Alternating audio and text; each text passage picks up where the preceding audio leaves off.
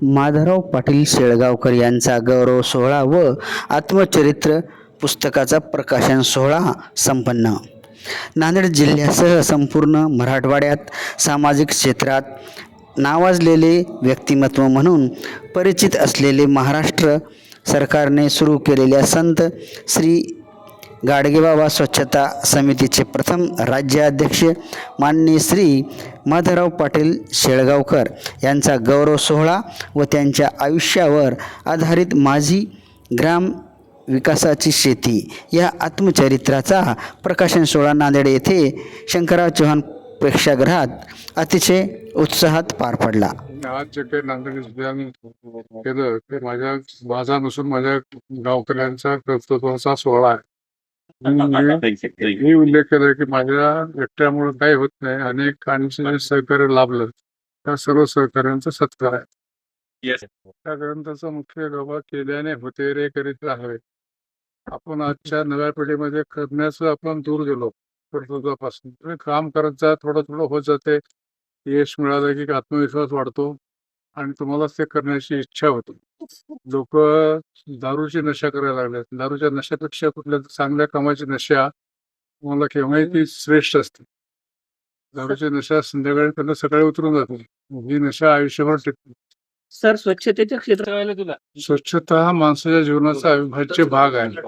महात्मा गांधींनी असं म्हणलं होतं की स्वातंत्र्यापेक्षा स्वच्छता श्रेष्ठ. इतकं त्याला मोठेपण दिलं होतं. विवेकानंदाने तेच बोललं.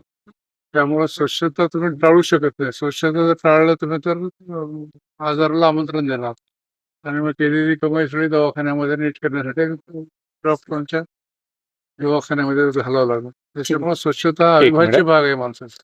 नवीन पिढीनं स्वच्छ राहावं, व्यायाम करावा आणि समाजाविषयी आपुलकी ठेवावी. नवीन पिढीमध्ये झालंय काय, आमच्या चुकामुळं आम्ही एक चूक अशी केली की नवीन पिढीला मुलांना आम्ही खेळू दिलं नाही. खेळण्यामध्ये आम्ही आता 10वीला जाईपर्यंत गोट्या खेळत होतो. खेळणं असा विषय आहे की त्यामध्ये मुलांना सहनशीलता नावाचा एक गुण येतो. यश आणि अपयश पचवायची ताकद त्यांच्यामध्ये निर्माण होते आणि ती कुठं कुठे शाळेत नाही, बाल वयामध्ये त्यांना त्या खेळण्यातून निर्माण होतो. कधी हारतो तो, कधी जिंकतो. हारलं ते हार पचवायची त्यामध्ये ताकद येते.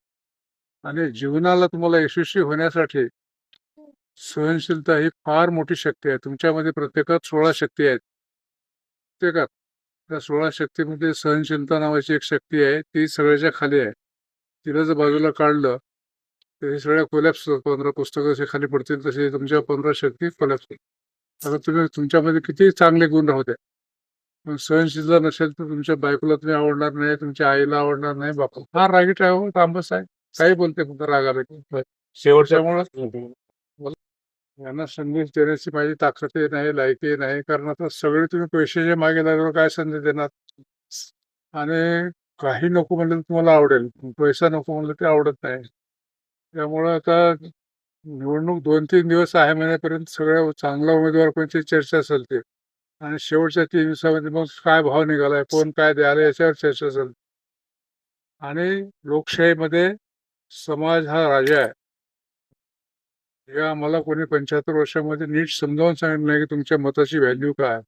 पंतप्रधान मोदीला एकच मत आहे, राष्ट्रपतीला एकच मत आहे, तुम्हाला एकच मत आहे, अंगारवाल्याला एकच मत आहे, भाजी विकणाऱ्याला एकच मत आहे, एखाद्या बेकाराला एकच मत आहे. या मताची केवढी ताकद आहे ते तुम्हाला कोणी समजून सांगितलं नाही. आम्ही निवडणुकीत आलो, माझ्या पार्टीचं मी गायला पुढच्या उमेदवाराला मी शिव्या घातल्या, त्यांना मला शिव्या घातल्या, लोकांची करमणूक झाली. त्याच्या पलीकडे निवडणुकीतून काही प्रबोधन झालं नाही. निवडणूक हा एक विषय व्यासपीठ, प्रबोधनाचं व्यासपीठ आहे. आम्ही काय चांगलं करणार, तुम्ही आम्हाला संधी दिली तर हेच व्यासपीठ आहे. ते काय बोलत नाही, त्याने काय नाश केला, मग पुढच्या निवडणुकीत आम्ही काय नाश